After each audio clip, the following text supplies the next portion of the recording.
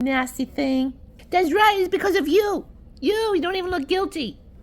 We got the magnifying glasses, the needles, and the rusty tool.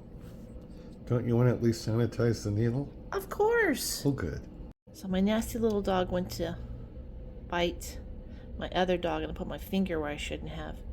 It doesn't look that bad, but it really hurts, surprisingly. Why you look so nervous, Rob? Why? Because I'm going to practice on you first. No. Ooh, it's getting red hot already.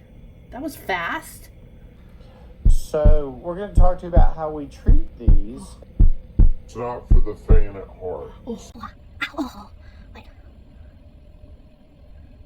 You've got an immediate onset of throbbing, and you can see the blood. But some other stuff. Here we go.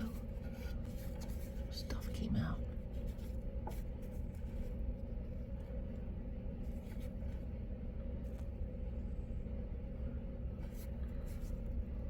So thanks for being a really good helper assistant while I mangle myself. Now get to work! Yes, ma'am.